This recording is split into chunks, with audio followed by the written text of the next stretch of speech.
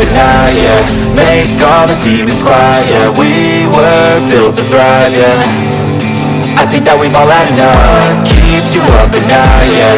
Make all the demons quiet, yeah. We were built to thrive, yeah. Today, I'm going to explain a film based on the real-life story of the youngest warrior of World War II called Soldier Boy. Spoilers ahead. Watch out and take care. The movie begins in Russia, where a family of 3 sit by the river, enjoying their time. The youngest of them, Sergei Aleshkov, boasts to his elder brother and mother about him being on top of a tree, when suddenly, German fighter jets fly overhead. The mother asks her kids to quickly hide in the bushes, but the 6-year-old claims he is not scared and strikes the jet with a slingshot. To everyone's surprise, he manages to hit the jets and explode them. But when he looks around, his family is gone. Sergei wakes up frightened from the dream and calls for his mother. Just then, someone knocks on his door. Assuming it is his mother, he runs towards it, but a neighbor woman comes in panicking. She thanks God for keeping him alive, and informs him that his mother and brother are dead. The little boy cannot comprehend what she is saying, and wants to stay in the house to wait for his mother. The woman tells him that the Germans have attacked them and that he should run away. Just then, some soldiers approach their house. The woman makes Sergei run out through the window but is shot dead before she can join him. The little 6-year-old is now on his own, with no family and friends. As Sergei runs away from the house, he sees his whole neighborhood burning behind him. He calls for his mother in vain, and runs away from there. After running for a while, he ends up in the middle of the woods. The little kid starts to call for his mother to come and get him, because he is lost. That night, he stays in the jungle. The following morning, we see him drink water from a river, when the enemy soldiers approach his way. Sergei, knowing that they are dangerous, quickly hides inside a tree's roots. He is startled when a snake comes nearby, but doesn't utter a word or run away. Sergei is more scared of the soldiers than of the snake. The soldiers eat by the river and go away, after which Sergei takes their leftover food and devours it for the night. However, by the end of the day, the little boy is exhausted. He hasn't had a proper meal in 2 days and has been walking with no destination. He falls down as he limps but doesn't stop walking. While on his way, he sees wild berries and devours them, but just then, an explosion occurs behind him, taking him by surprise. The boy gets dizzy and starts to hallucinate someone coming behind him. However, even in such conditions, he stands brave and tells the person he has a rifle and is not scared. He limps forward but falls unconscious after a while. While he is asleep, 2 soldiers approach him. The scene cuts to the Russian army base where Commander Kuznetsov waits for his patrol soldiers. They come in with the little kid who is injured and weak. When the soldiers claim they are on his side, the little boy opens up and introduces himself. The soldiers laugh when the kid shakes his hand with the commander, suggesting he introduce himself too. The soldiers feel affectionate with the little kid, and circle him around. They make him drink water and feed him. Even the otherwise cold commander takes care of the kid. A nurse named Katya dresses Sergei's wounds, and is charmed by his personality too. The kid asks her to draw a tank on his wounds, because he wants to be a soldier when he grows up.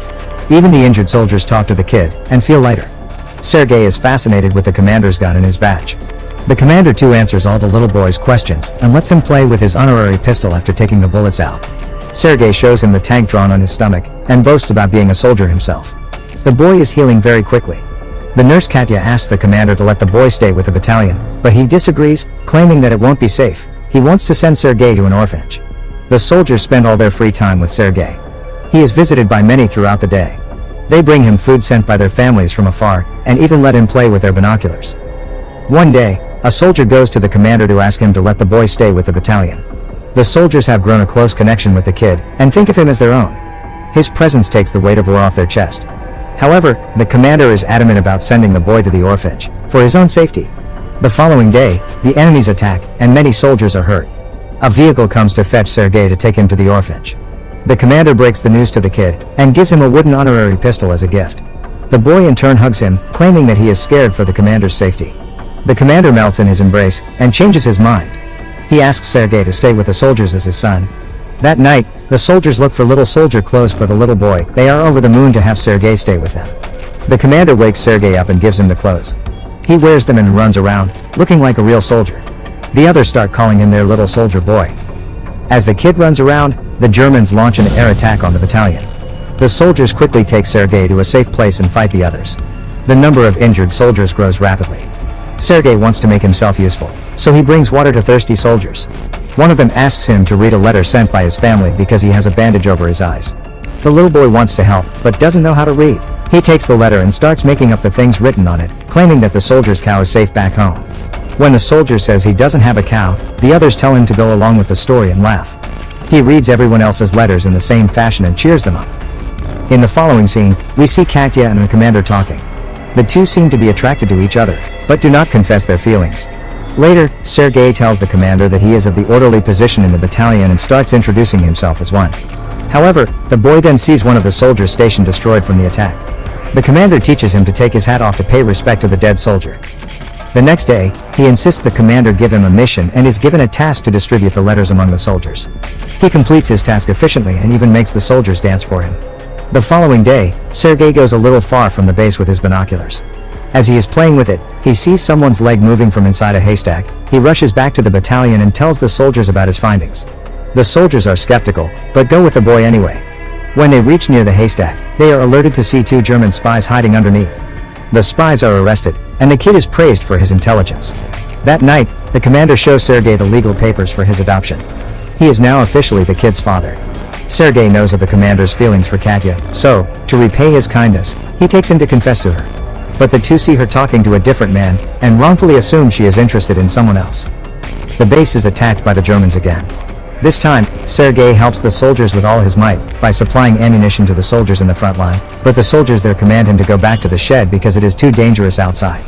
When he comes to the shed, he sees the commander and others panicking because the phone's connection with the colonel is lost. A soldier is sent to fix the broken wires. Sergei follows the soldier and sees he has been fatally wounded. He asks the dying soldier how he can fix the wires, and does it himself. The connection comes back and more troops are called. The 6-year-old saves everyone's life. Later, we see the commander and Katya talking by the river. The commander finally confesses his love for her and asks her to be Sergei's mother. Katya is over the moon, but before she can say anything, a soldier approaches them and gives the commander a letter, saying they have been dispatched from the base. The following day, all the soldiers leave for their new base along with Sergei. However, on their way, they come across a minefield that blows off some of their vehicles. The commander is hurt while the group's orderly, who Sergei was close with, dies in the explosion. He cries and hugs the commander. They carry the injured ones with them and continue their journey to their new base. When they finally reach the other base, they meet the commander's leader, the general. He too is impressed by the kid's ambition, and congratulates the commander for having such a smart kid. The following day, their division is awarded a guard's banner, and so is the boy. He promises to save his country when the general gives him his badge. One night, their base is attacked brutally, and the commander is trapped under the ruins.